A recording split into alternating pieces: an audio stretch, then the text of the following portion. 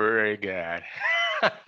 Okay. Well, thank you very much, everybody, for being here. This is the good old Zenon, as you know, and I'm really, really excited today because I got a legend. I got a legend today from Mexico City. I'm really, really glad that finally Mr. Fernando Ortega accepted my invitation. What's up, guys? What's up? Hell yeah, man. Thank you so much for having me over, man. No, that's excellent. It's excellent to have you because you got a wonderful story. Let me tell you something. Okay, so for the people that are in the United States or that are around the world, for example, they don't know your story, right? In Right, fact, right, to be honest, I don't know your story, but let me tell you something. In during the 90s, no, it was during the 80s, right? right. Like middle 80s. Yeah, mid 80s. Yeah, in the middle 80s in Mexico City, I remember that we were in the state of Mexico and everybody was talking about El Tío, right? And I was like, Right. who the hell is El Tío? I Right. didn't know Yeah, who you, yeah. I didn't know who you were. But tell me something, why? Because everybody said, you know what? There's a guy with long hair, really, really long. He's El Tío and he's got a band and he's got a gang. Okay, who was El Tío, Fern? Well, first of all, please let us know who you are. Okay. Well, my name is Fernando Ortega, and everybody used to call me El Tío back when I was in Mexico.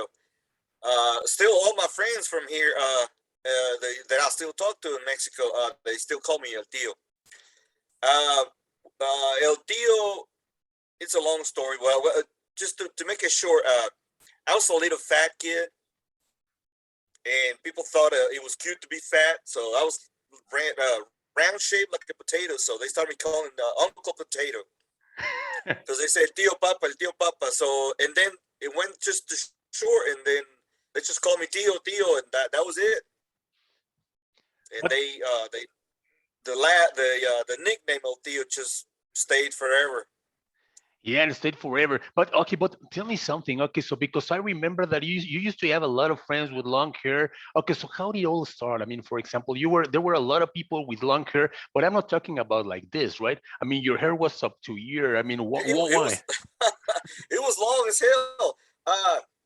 Well, everything started since I was 13, 14 at the time, and then a friend of mine showed me the first Iron Maiden record I've ever had my hands on, which it was the Number of the Beast.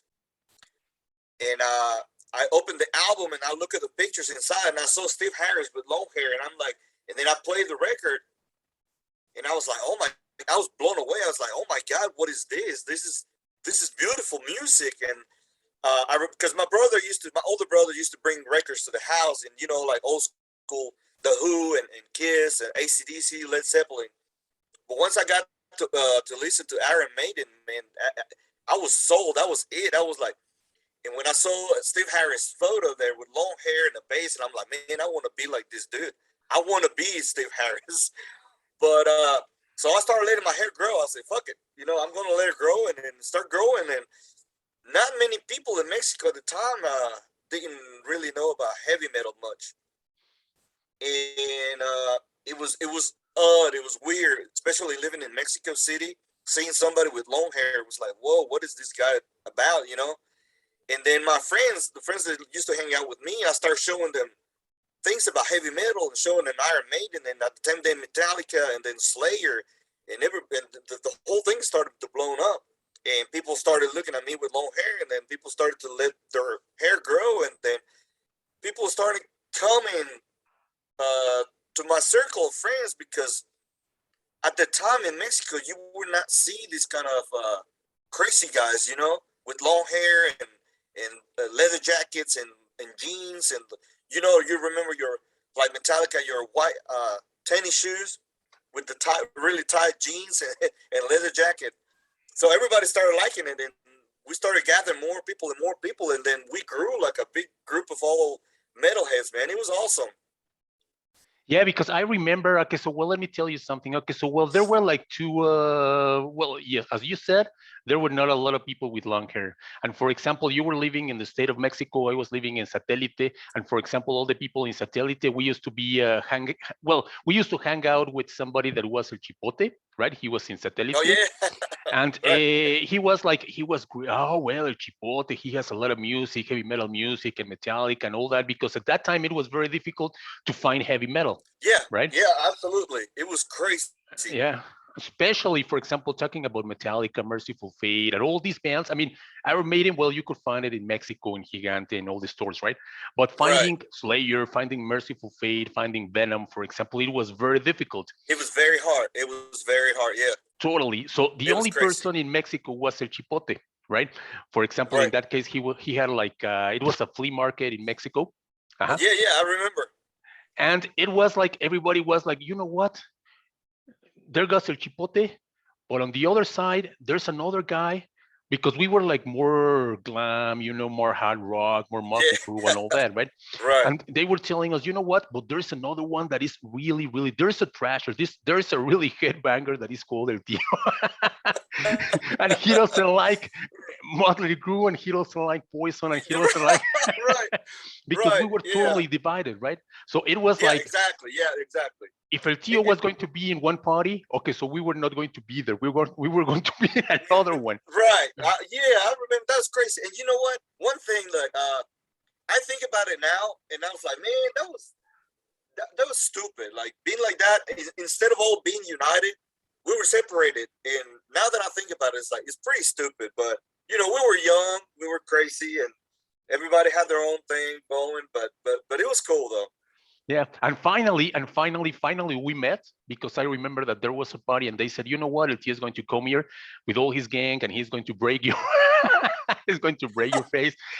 And when I talked to you, I was, well, he's a really good guy. I mean, he's a really cool guy. Well, yeah, But see, because that everybody was should. the thing. That was the thing. I mean, it was just the word that everybody was putting, and I mean, I don't know why, but like seriously, I've always been a cool guy. I talk to people. I like people. It's especially if you play in a band, you have to like everybody because everybody's gonna like you back. So it's like a feedback. And but yeah, I have a lot of haters in Mexico back then. Yeah, and as we were like, I don't know, we were, as you said, okay, so we were not a lot of people. If we were 50 people, I mean, 50 people fighting against each other, it was like crazy, right? Yeah, it was. It was.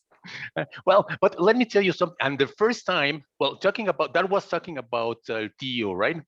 But then Right. I Yeah. remember, I don't know if you remember, it was like long time ago.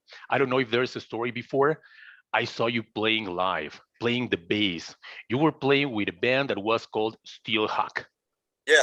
Yeah. Absolutely. Uh-huh. I remember good old days. Yeah.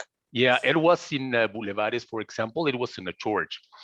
For the people that Yeah. are outside of Mexico City, you had real superstars in that band.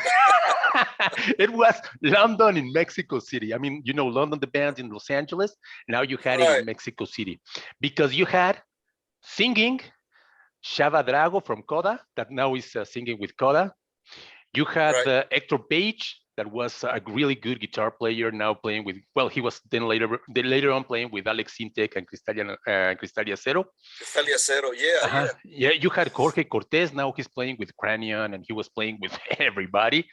And you Right. had Fernando Ortega playing the bass, and you had a lot of image with Steelhack. I saw you playing live, and it was like, what is that? What can you tell us? What do you Right. remember about Steelhack? Dude, it was like uh at the time, like we were. I mean, I'm not bragging, but kind of like it feels special. But we were at the time we were one of the heaviest bands back then in Mexico. You really wouldn't see many bands doing what we were doing back then. I mean, like Salvador was like, or I don't know if he still is, but he was a great singer. Like his high pitch and his singing was phenomenal. Hector Page, man, he's an excellent guitar player, and not to mention Jorge. I mean, we were banging really hard, and not a lot of bands from Mexico at the time were doing what we were doing. So it was crazy. It was good, and everybody started liking us. I mean, the word spread, and we started playing shows, and people would come to see us play everywhere we played. And because you had a lot of image. Okay, so I mean, you were long hair and all that, and your clothes and all that, and that was something that you didn't see in Mexico. I mean, so it was like, Yeah, we actually used to make our own clothing and things like that. Actually, Hector Jimenez, Hector Page, his sister was a tailor, and then she will make us clothing and jackets and all things with leopard prints and zebra print and really crazy stuff. yeah, you can find. Is there some material that you recorded, for example? Because I know that that was difficult, right? I mean, but is there some material that we can find from Steelhawk? Well, I think there's a couple of things. I think they're on YouTube, but I'm not for sure. But I can find some stuff and I can send them to you. Ah, that'll be great. But what happened if you had a great band? I mean, what happened? I mean, what happened with that band? Well, everybody wanted to do different things. Everybody wanted to explore new things, new music, and I guess we grew tired of each other. We wanted something else for everybody. I wanted heavier. I want to play heavier stuff, and the other guys were to stay and play in like your regular, more popular stuff, more radio like things. And I was like, no, I think I'm gonna play something heavier. So we play. We went in separate ways after that. Wait, was there some story before Steelhawk, or that was the first band you were in? No, I was on a very cheesy band back then. It was called Jordan, and we used to play covers. That was it. And then we play covers and we play parties, like weddings and quinceañeras and things like that. But then at the time, I was the only one that it was letting my hair grow, and that's when we make friends with the guys from back in the day. It was Winterhawk. Steelhawk was Winterhawk, and they have a bass player. His name was Gustavo, and I don't know if you remember the drummer. His name was John Perez. Yeah. So that was the original Winterhawk, and then their bass player. I don't know if they kicked him out or quit the band, and they called me if I wanted to join the band. So everything started from there. Yeah, excellent band. I mean, we're going to find something about it still, because really that was a really, really excellent band at the time, right? Now I'm going to tell you, it's recorded back in the '80s, so it's a very poor quality, but it's good memories. I had it somewhere. I'll share it with you. No, and share it with everybody, because everybody. I mean, there are a lot of tapes that you can find right now in YouTube and all that. I mean, it is awesome, and everybody has to know that story, right? Because now kids are like, "Oh yes, now I'm total metal," but they don't know how difficult it was. I mean, during the '80s to be a metalhead in Mexico. Back then, growing up poor and not having all the equipment that you have nowadays. Everything is on digital and computer. You can find all kinds of stuff. Back then, man, you will had to go to work like selling chicles or wiping windshields on the cars and things like that to get just some pesos to buy you a cheap guitar or cheap bass. It was crazy. Yeah, and now you can wear a ponytail, for example, to go to work. Before to go to work because you would not get a job. Yeah. It was totally difficult, let me tell you. So it was very difficult. Yeah, I remember that we were, for example, there's a big shopping mall, for example, in Satélite. It was Plaza Satélite. And it was like, oh, look at that. Okay, there's the Dio with all his band. Yeah. Totally crazy. Yeah, I remember every Sunday night, we all gather there to go to the movies. Yeah, and it was excellent, totally awesome. I mean, really good times. And then I don't know if there was something before, but I remember that then later on in Mexico City, for example, we have a very important band, not like Iron Maiden and all that. We got Luzbel, right? Okay, yes. The first, I can say that it is the first real heavy metal band in Mexico. What do you think? That was the right there is when everything started to explode. When that band Luzbel formed, everybody was like, "Holy shit! What is this? This is excellent!" I mean, they had like a really good like an old school Black Sabbath sound, and of course Arturo Huizar, the singer, he was like top notch, man. He really was just like the Ronnie James Dio of Mexico City. Uh-huh. It was amazing. It was excellent. And Raúl Greñas, a really good guitar player, like the Ingrid Malmsteen from Mexico, right? It was like really Right? good. Yeah, it was excellent. So they split Yeah, up. They split up, and they split up everybody, and they and start then going their separate ways. and Arturo Huizar, the lead singer, we can say it was the Dio, as you said it was, right?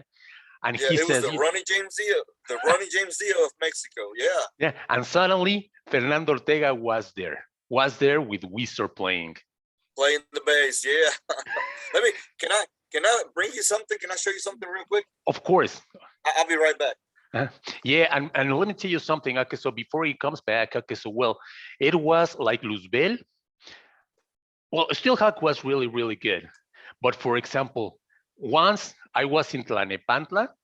Yeah, I don't know if you remember, they were going to play in Tlanepantla, which is in Mexico City. I don't remember the place. And I Was saw that this it was La Arena Lopez Mateo. Arena Lopez Mateos. Yeah, very good. Yes, Yeah, there's exactly. the boxing arena.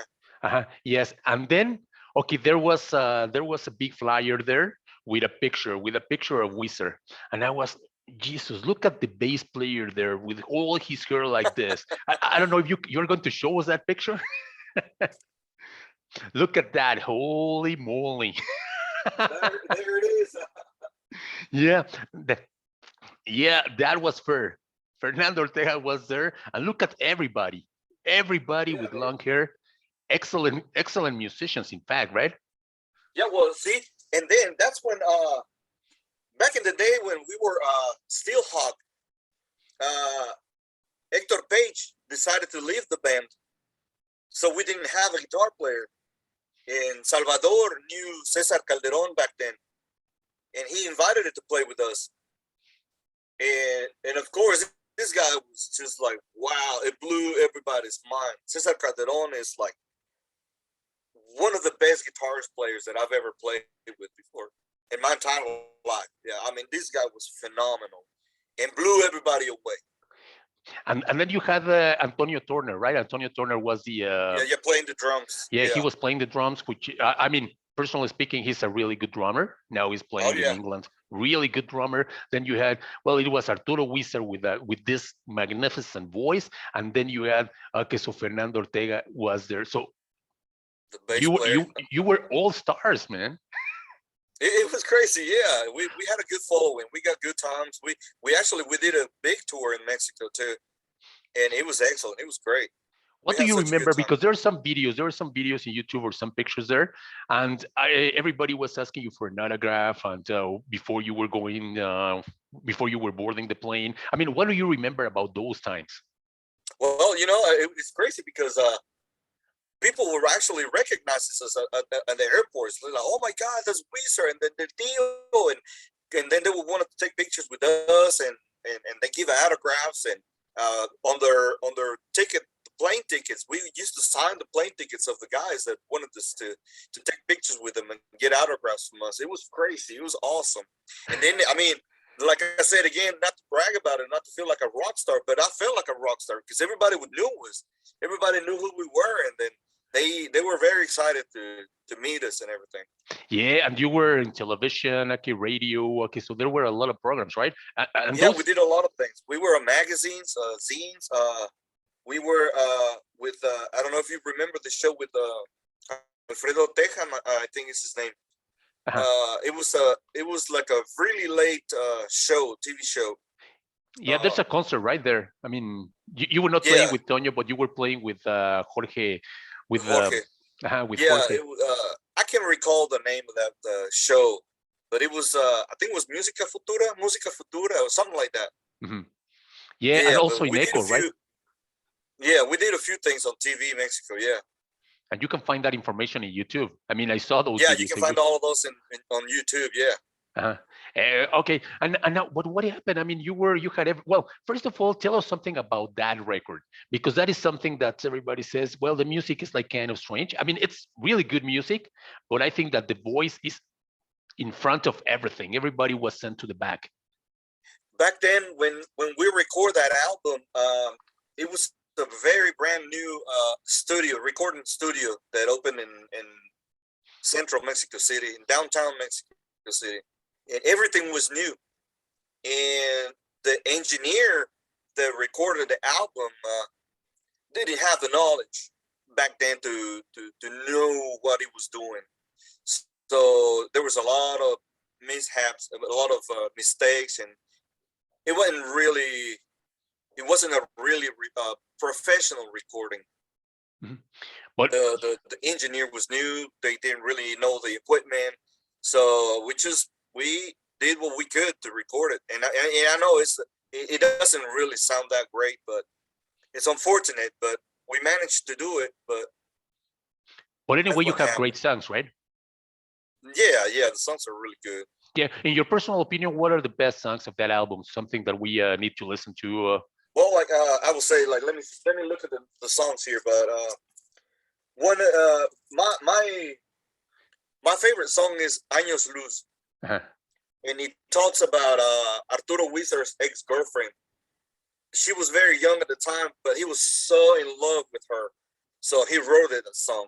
It's 19 años luz, which means 19 light years, Uh-huh. because she was living too fast.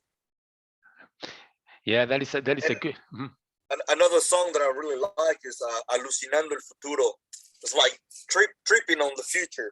It's like super fast. Can you show us the back of the album? Yeah. That's also crazy. Awesome pictures. Yeah, look at that. Look at El Tío, right? Okay, so the one on the bottom. Right. Look at that hair, man. Crazy. Yeah, totally crazy. Yeah, it's crazy times. That's Cesar Calderon, Uh-huh. Arturo Huizar, and Toño Tornea. Toño Turner, okay, on the drums. Excellent drummer. Yeah, once I saw him. And let me tell you something. Once I was in El Chopo, and that album is very expensive nowadays. It's very hard to find. Really? Yeah, it was like 1,000 pesos for the album. So it was, Are you serious? yeah, really. In El Chopo. So I'm gonna go to Mexico, sell them. Yeah, so it's, I mean, people like it. I mean, you know that, for example, people in heavy metal, people, okay, so they love to go to the past and all that, right? So Yeah, it's like, that is crazy. no, it's nostalgic, right? I mean, some really Absolutely, good songs. yes, it's beautiful. I love it. But what happened? I mean, if you were there, I mean, you had everything. What happened? What did you decide to leave the band? Well, I hate to talk shit, but the truth is the truth. But Arturo Huizar started to not pay the members of the band. He started doing wrong things to us, and there was gigs that we used to go play, and he wouldn't pay us. So we were pretty much playing for free for him, but he was taking all the money from him, and he'll go to vacations with his family and didn't tell us. So I decided to leave. I couldn't do it anymore. Yeah, that is something that well, we don't realize, right? Okay, so when you're a musician, well, that is your job, right? And you gotta get some money, and sometimes you got a band, and you got, because we started after that. Okay, so well, he didn't have a band as good as the one that he had, for example, in those times. Right, yeah, exactly, yeah. That was the thing. It was really good, and the thing is, well, I mean, all of us, like Toño and Cesar and myself, we were like, you know what, we can do this. This is crazy. And then again, everybody went their separate ways and do other things after that. And then for a while, we didn't know what happened with Arturo. And I think he had a really rough time. He started to drinking a lot, and he became a somewhat alcoholic for a while. Yeah. So he was losing his family and things, and then after he got clean, finally, him and his wife finally were able to have a son.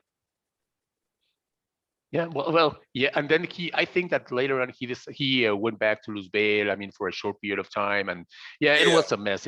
There was like a lawsuit and all that, so it's a crazy story, right? I mean, right.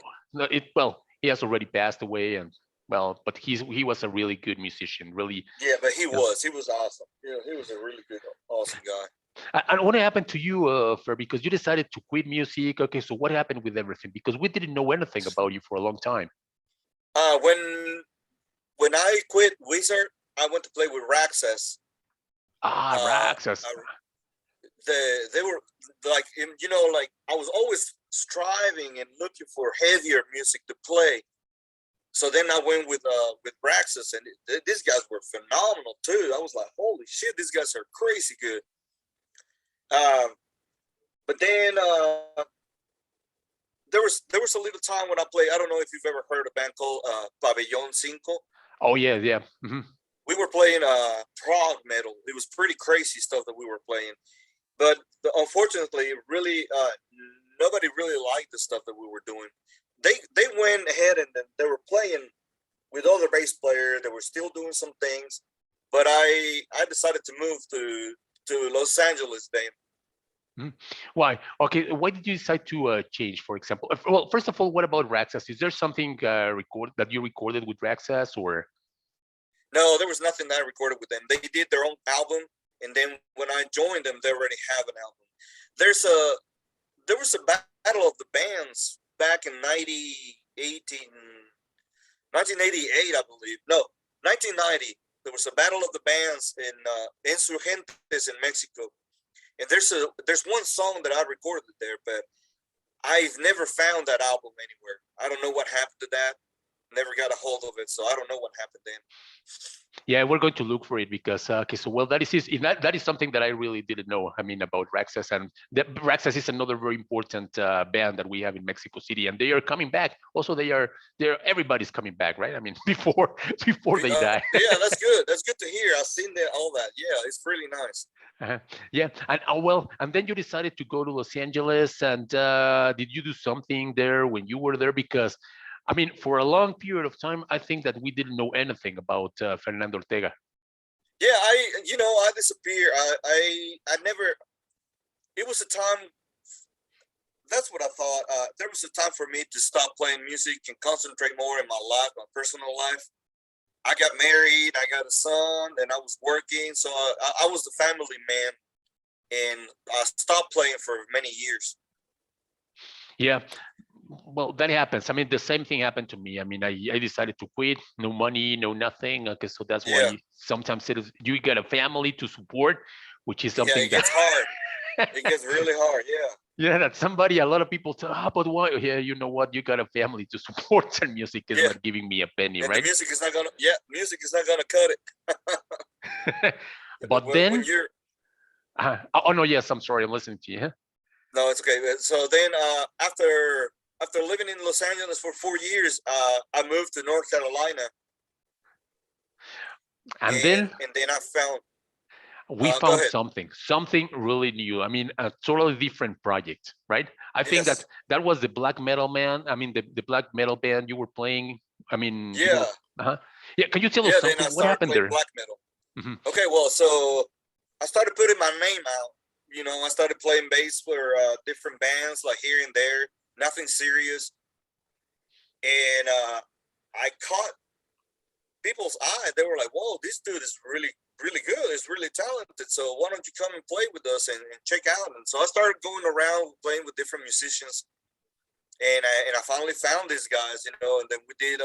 It was called first Oculum Day, and then after that we changed members and we called it Tourist Ruina. But we were doing really good things after that, and everything went up from there. I mean, we've I mean, not like we got famous, but we were doing pretty good. Like on the local scene, we were really recognized by many men and many people. Yeah, Aculum Day. Because in fact, okay, so you got something recorded, right? Something that we can find. Yeah, that's on Spotify. You can find Oculum Day on Spotify. Mhm. Yeah, and what And about then the image? the image, yeah, it was all totally black metal. Makeup, wardrobe, and fire and flames and Satan and all these crazy things, man. Yeah, an excellent man, totally awesome, right? Okay, and it was Aculum Day, and what was the name of the other one? The other one is called Therese Ruina. Uh-huh. Yeah. And then there's a really good video. We only released one song, and we made a video of it, and it's also on YouTube. I can send you later the link to. I don't know if you've seen it before, Mhm. but it's an excellent video. It's a really excellent video, and it's a Oh, great song too. yeah. And what happened? Do you see a difference between the way people work in the United States and the way people were working in Mexico? Was there like a difference, in working with them? Well, the thing is, like, mostly is like, I don't want to talk shit about Mexico, but it's better opportunities, a lot better opportunities in the United States. Uh, there's more easy money to make here. It's very, this the situation in Mexico has always been very hard to get a job, to get money to do things, and it's a lot easier in the United States to get things that you like, that you want. And what happened? What happened there? Okay, so why did the band split or? The half of the band had to move to different state, and it was very hard for us to keep up with practices and keep on moving forward with the band. So we decided to quit the band. Yeah, it was a shame And because then, Mhm. right, yeah, we couldn't do it. We couldn't do it like living on different states. It was very hard for us. Yeah, and it was a shame because it was a really good band. In fact, okay, so you had a lot of material, right? From Oculum Day. In fact, I got the tape. I think that you gave me like a CD with A city, yeah, stickers and a lot of things. It was right, like really right, cool. yeah, and, yeah, and and what happened then after that? Because you have been in a lot of bands there in the States, right? yeah. I've been I was thinking the other day. I've been probably been in 12 bands here in the United States. Uh-huh. It's been crazy. I've been all over the place. Yeah, and what are the other bands? Name some of the other projects, especially the ones because you have recorded a lot of how many? As far as I know, like 4 albums right Yeah, now. I have 5 albums with different bands. So it's Huizar, it's Oculum Day. It has they Oculum have one. Day is uh Oculum Day, Huizar, um oh man, MAFIA, for example. Mafia, Uh-huh. Mafia. Another one is called Final Curse, Night. Yeah. So what is the story behind all these bands that you have been playing with? Well, okay, like I said, like after when I moved to North Carolina, I started putting my name out. It was crazy because I met a friend, and he took me one day to a strip club to see some boobs and shit, like ladies dancing and all. Yeah, I don't know. I don't And know anything about it. I don't know what you're talking about. right, right. So my friend introduced me to the DJ of the place, and they told me, it's like, well, this guy's the drummer and plays in a band. And then my friend said, like, well, this guy is a bass player. You should give him a try and see what it would like. So well, he took me to his band room with his bandmates and introduced me to the band, and everybody was like, oh my god, what the fuck is with this guy? He can play the bass really good. So that band back then was called Brown 25. And if you give me your mail address, I can send you a CD back then so you can listen to it. It's really good too. Yeah. We would love to listen to it. So from then, my name started to go places, and people started to know me, and then a lot of people wanted me to play with their band. So it wasn't that I was just in one band, but I like to go different places and play with different bands and help and play in bass with them, because it was very hard back then to find a bass player that it was dedicated enough to do it. So my name started, go places, and people started to know about me, and they wanted me to play bass with them. I did some session recordings for studio for different bands, and then I played with all these different bands here too. So then, okay, so what are some of because there are two names that are important. So there's Mafia and there's another one. And I think that you were playing at the same time with those two bands and you recorded something, right? The black metal band, it was Therese Arena, Uh-huh. and I was playing with Mafia at the same time. Mm-hmm. And then and what can you tell us about these bands? It was unfortunate that the guys from Therese Arena, the keyboard player, guitar player, had to move to a different state because situation, their financial situation was hard for them, so they had to move. So we tried to do it with the online networking, but it really didn't work well. It didn't go well. Too many things in between here and there, so we couldn't do it. And so I only stayed with Mafia, playing with Mafia then, and also these guys really liked the way I played, and that's when I recorded their album, the first album with Mafia, and then we did a few shows with them too. Which is a really good project. I mean, the songs are really, really good. I mean, really powerful. Oh yeah, they're really heavy. So that band was really, really heavy too. Yeah, and what happened? Did you decide to leave? Because, well, I think that you posted something about leaving the band, or. Yeah, it's unfortunate. Sometimes I like to play bass freely. I like to play where nobody tells me what to do. I just do what I do. I have my own style, my own way to play. And when you get limited, when they tell you, oh, no, you know what, you cannot play this, or you need to play my songs, you cannot play your songs. And it gets difficult. I don't like when I get control. I don't like when they tell me what I need to do. I like to do what I want to do with the band. That's why it's a band. It's a collaboration. You all work together. Because if you're just going to play somebody's song in a band, it's like, I mean, if it was like that, then I'd rather go play with Envy Malmsteen or play with Joe Satriani, or, you know, if I'm going to play somebody's song, well, pay me, and I'll play your songs, you know? Mm-hmm. Yeah. So things like that, and I didn't like that way that we're working. Yeah, totally agree with you. Well, we're really interesting. And are you doing something right now? Because, I mean, with all that experience, you should be doing something, right? I mean, I don't know if you have a project. Or... Right now, there's a future with the project that I am right now. I mean, we just now starting.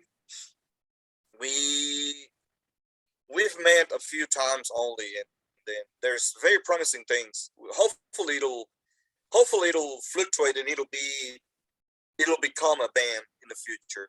But right now we're just kind of like seeing where things go. Getting the feeling, you know, getting to know each other, throw some riffs, throw some songs, ideas and things, and see what you like, what they like, and then go from there. No, and we're really looking forward to seeing you here. I mean, are you planning to come back to Mexico, for example, to play some shows, or I don't know if you want to return or you don't want to come back to Mexico anymore? Oh yeah, I would love to come back. I love to go back. Yeah, absolutely. Once I get the band together, the project, if the project works out, if we can get it going, definitely, I would love to go back to Mexico and play. That will be fantastic. It will be like a dream. Go back to Mexico and play there. It will be awesome.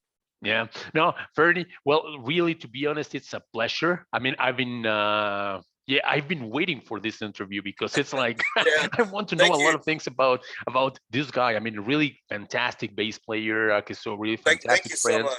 Thank you very much, brother. Big influence for a lot of people. For example, all metalheads. Yeah. Right. Yeah. Well, for example, I'm 25, right? So I remember when. Right. It's good to be young. No, it's awesome. It's awesome to have you here, really. I mean, because I wanted to share this story to the world, right? I mean, because now everybody can record something, but back then, I mean, there's nothing. There's not a lot of material, for example. It was so hard to do recordings and things, yeah.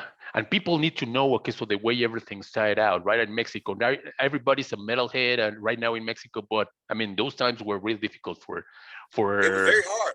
It was really hard to be a metalhead.